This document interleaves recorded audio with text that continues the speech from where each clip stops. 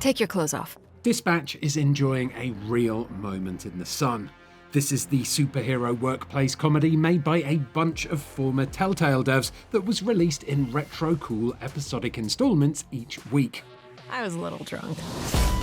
The series has just ended, and Dispatch can already be considered a success. It sold more than 1 million copies and amassed more than 22,000 overwhelmingly positive reviews on Steam, which is a response usually reserved for the top-performing games. Which weak-ass superhero team did you come from, Geek Squad? Playing Dispatch, it's easy to see why. The action fizzes with spectacular set pieces and lively camera angles, and the script is lycra tight and jammed with unexpected laugh-out-loud moments, like when a character pridefully reveals themselves as Toxic Man, to which you retort, "Bro, that works for you on so many levels." The nudity warning you were wondering about suddenly reveals what it is too, and it's definitely not what you're expecting.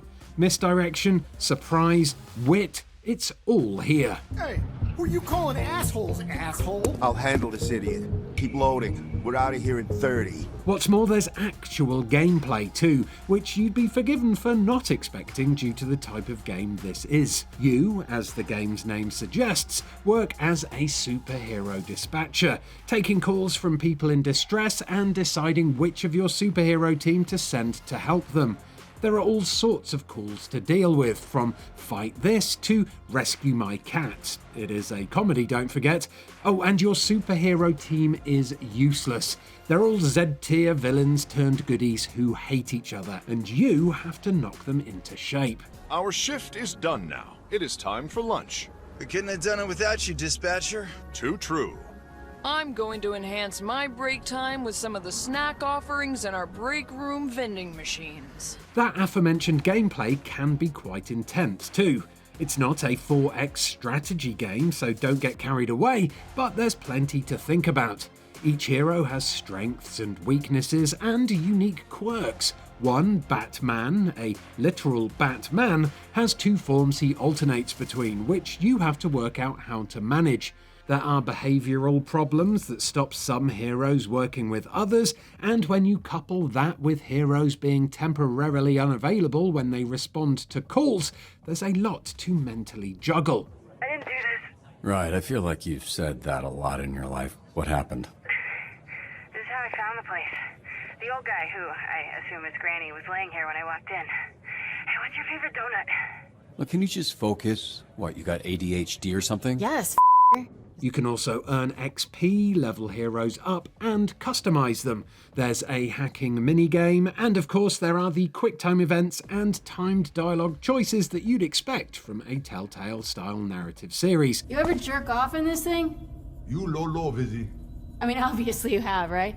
I should really be asking how often. Hey, come on. I gotta work on this. No, I was usually pretty busy using it to, fight crime. Bullshit. But what really impresses most is that Dispatch has made the qualitative leap from being a game pretending to be as slick as an animated TV show to actually being as good as a TV show. The sustained approach of releasing 2 episodes a week for 4 weeks allowed word to circulate and an audience to build, creating something of a virtuous cycle around the game as people anticipated what would come next. A bit like what happens with an actual TV series. The Red Ring was behind this. They run half the crime in the county. Okay, there will always be some differences. It's difficult for games to be as fluid and as spectacular as a TV series because they have to also give you, as the player, things to do. They can't just be tightly storyboarded things, but Dispatch comes very close. That guy I threw, he landed on the roof, right? All good. Phew. Hi, I'm Blonde-Blazer. The first episode in particular has breathtaking action sequences in it. Action that's easily as good as the action in the Legend of Vox Machina animated show.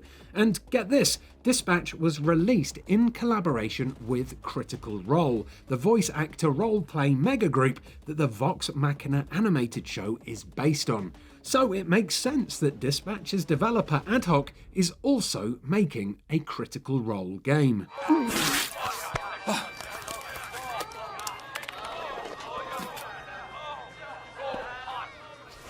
And that really is a perfect fit for this type of episodic, decision-based gameplay. A Critical Role role-playing game would make sense given the Dungeons & Dragons foundation of its campaigns, but making an RPG is an extremely hard thing to do.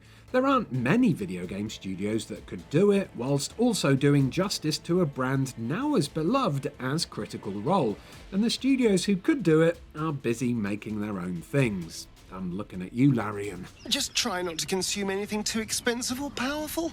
You may need magic, but I need coin. Critical Role's strength then is in performance. That's what the success of its actual play campaigns is all about. Watching really good actors get really involved in a make-believe world. That's why the Vox Machina animated series is so enjoyable, because the actors get to perform their adventures all over again, this time in a condensed cinematic way.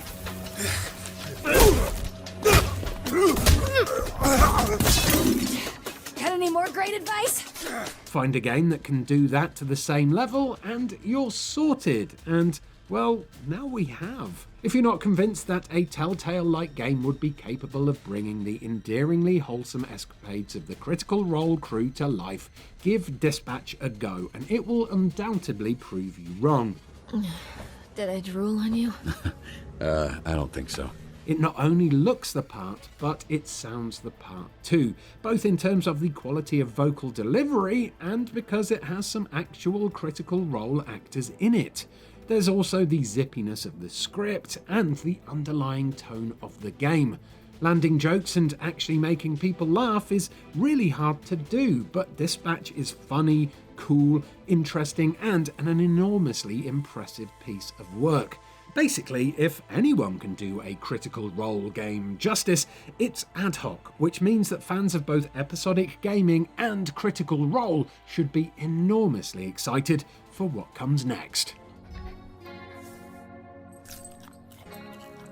Thank you so much for watching this little opinion piece about AdHoc and Critical Role. If you enjoyed it, please do give it a like and subscribe to Eurogamer for almost daily videos about video games. Goodbye.